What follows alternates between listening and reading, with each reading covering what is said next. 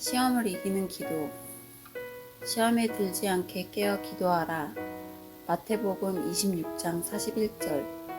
기도는 영적인 전쟁입니다. 마귀는 지금도 성도들을 넘어뜨리기 위해 온갖 방법을 통해 시험하고 있습니다. 이런 상황은 예수님께서 재림하셔서 온 세상을 심판하실 때까지 계속될 것입니다.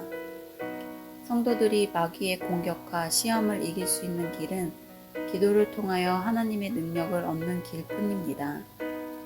마태복음 26장 36절부터 46절을 읽고 다음 질문에 답을 써보세요. 1. 겟세마네 동산에서 예수님이 제자들에게 부탁하신 것은 무엇입니까? 38절. 나와 함께 깨어 있으라. 2. 제자들은 어떻게 하고 있었습니까? 40절. 자고 있음. 3. 예수님은 잠자는 제자들에게 어떻게 말씀하셨습니까? 40절. 너희가 나와 함께 한 시간도 이렇게 깨어 있을 수 없더냐? 예수님께서는 나와 함께 한 시간도 이렇게 깨어 있을 수 없더냐 하시며 잠자는 제자들을 깨우셨습니다. 새벽 기도회를 인도하다 보면 교인들 얼굴 표정에 졸려서 기도하기 어렵습니다 하는 것이 역력히 나타납니다. 그런데도 왜 우리는 기도해야 할까요? 예수님께서는 마태복음 26장 41절에서 힘들어도 기도해야 할 두 가지 이유를 말씀하셨습니다. 1. 시험에 들지 않게 깨어있기 위함입니다. 어떤 분이 새벽 기도를 가기 위해서 자명종 시계를 맞춰놓고 자는데 늘 일어나지만 가끔 너무 피곤한 날에는 하나님 죄송해요 하고는 다시 잔다고 했습니다. 하나님께서 이분에게 뭐라고 말씀하실까요? 아마 이렇게 말씀하시지 않을까요? 내게 죄송할 것 없다. 네가 큰일이지. 만약 미친 개 한 마리가 집에 들어와도 졸린데 어떡합니까? 하고 잘 수 있을까요? 기도하지 않는 이유는 기도하지 않을 때 어떤 일이 일어나는지 모르고 있기 때문입니다. 베드로전서 5장 8절은 우리가 지금 영적으로 어떤 상황에 처해 있다고 말씀합니까? 대적 마귀가 오는 사자와 같이 다닌다. 성도들이 처해 있는 영적 상황은 마치 전쟁터와 같습니다. 마귀가 오는 사자처럼 삼킬 자를 찾고 있습니다. 마귀는 계속해서 성도와 교회를 공격하며 시험합니다.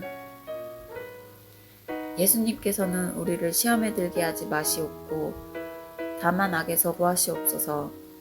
마태복음 6장 13절 라고 기도할 것을 가르치셨습니다. 시험에 들지 않으려면 기도해야 한다는 뜻입니다. 우리가 기도하는 것은 우리의 영이 깨어 있는 것이고 기도하지 않는 것은 영이 잠들어 있는 것입니다. 기도하면 마귀의 시험을 분별할 수 있고 결국은 시험을 이길 수 있습니다. 죄 짓는 일과 진실한 기도는 병행할 수 없기 때문입니다. 기도를 그만두거나 죄 짓는 일을 그만두게 됩니다. 부부싸움도 기도하면 반드시 화해하게 됩니다. 그러므로 기도가 잘 안 된다면 자신의 영적 상태에 문제가 있는지 반드시 살펴보아야 합니다. 어떤 분이 새벽 기도에 며칠 나오더니 목사님, 새벽 기도도 좋지만 하루 종일 졸려서 아무것도 못하겠습니다. 저는 새벽잠이 많아서 새벽 기도 체질이 아닌 것 같습니다. 라고 말했습니다. 새벽 기도를 하고 종일 몽롱하게 하루를 지내도 기도하는 사람은 영적으로 깨어있는 사람입니다. 유혹이나 시험이 올 때 금방 알아차릴 수 있고 또한 이길 힘도 없게 됩니다. 그러나 기도하지 않고 사는 성도는 아무리 똑똑하게 사는 것 같아도 실은 졸고 몽롱하게 사는 것입니다.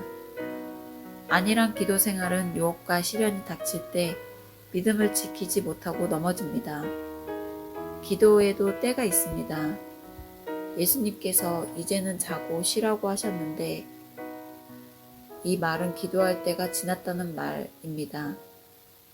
자녀들을 위해 초등학교 입학 전부터 기도하는 것과 고등학교 3학년 때 기도하는 것에는 엄청난 차이가 있습니다. 문제아가 되기 전에 기도하는 것과 문제아가 된 이후에 기도하는 것은 분명히 다릅니다. 조금 힘들고 피곤하더라도 기도 생활에 힘써야 합니다. 그것이 영적으로 무장하는 길이고 시험을 예방할 수 있는 길이기 때문입니다. 2. 우리의 육신이 약하기 때문입니다. 마음에는 원이로되 육신이 약하도다. 마태복음 26장 41절 라는 말씀은 기도하지 않는 성도가 흔히 핑계하기 위해 사용하는 말씀입니다. 마음은 기도하고 싶지만 육신이 약해서 기도하지 못하는 것을 예수님도 인정해 주셨다는 것입니다. 그러나 이 말씀의 진정한 의미는 우리가 육신에 대해서 악하다는 것입니다. 사실 우리의 육신은 너무 강합니다. 주님의 말씀에 따라 살지 못하고 붙잡고 넘어지게 하는 것이 우리의 육신입니다. 예수님이 우리 안에 계시다는 것이 분명히 깨달아지면 육신을 이기고 주님의 말씀에 순종으로 반응할 수 있지만 그 확신이 분명하지 않으면 육신에 휘둘리게 됩니다. 피곤하고 졸려서 기도하지 않고 잠을 잤던 제자들은 십자가 앞에서 모두 도망갔습니다. 베드로는 3번이나 예수님을 부인했습니다. 왜 이런 일이 일어났을까요?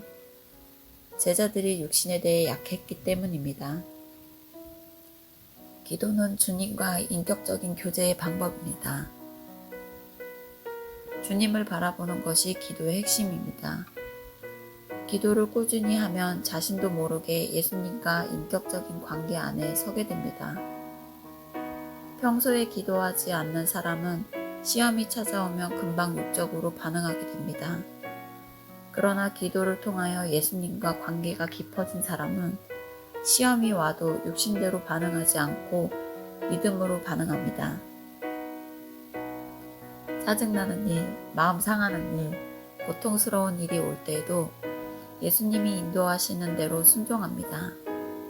미워하고 정죄하고 실망하고 좌절하지 않고 오히려 기뻐하고 감사하고 사랑할 수 있게 됩니다. 그렇기 때문에 예수님께서 피곤하고 힘들어도 기도하라고 말씀하시는 것입니다. 한 번은 제 아내가 화를 낸 일로 크게 낙심해 있었습니다. 새벽에 충만하게 기도하고 나서도 저는 왜 이 모양이죠? 라고 말하며 무척 괴로워했습니다. 아마 여러분도 기도하면서 이런 비슷한 일을 경험할 때가 있을 것입니다. 그러나 저는 자신의 영적 상태를 구별할 수 있다는 것이 복이고 감사한 일이라는 것을 깨달았습니다. 새벽에 충만하게 기도했기 때문에 마음에 찾아온 위기를 금방 깨달을 수 있었던 것입니다. 만약 기도가 없었으면 그 짜증과 화로 인한 영적인 침체가 며칠을 갔을지 모릅니다. 다니엘은 하루에 3번씩 기도했습니다. 기도하지 말라는 왕의 조서가 내렸을 때도 두려워하지 않고 주님과 교제하는 시간을 가졌습니다. 결국 그 일 때문에 고통을 당했지만 하나님께서는 오히려 그것을 하나님의 전능하심을 드러내는 계기로 삼으셨습니다. 기도를 형편과 여건에 따라 해서는 안 됩니다. 성경에는 형편이 좋아서 기도한 예도 없고 그렇게 해서 역사가 일어난 예도 없습니다.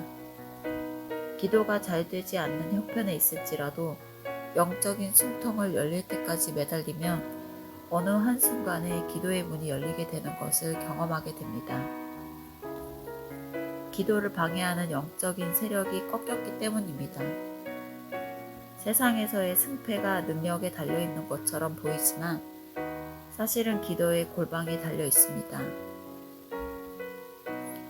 기도의 골방이 있는 자, 즉 예수님과 인격적인 친밀함이 있는 자는 마귀가 지배하는 세상에서 당당히 승리하며 살 수 있습니다. 찬송가 364장의 작사가는 월포드 목사입니다. 그는 맹인이었습니다. 앞이 보이지 않는 상황이 얼마나 불편하고 힘들었겠습니까?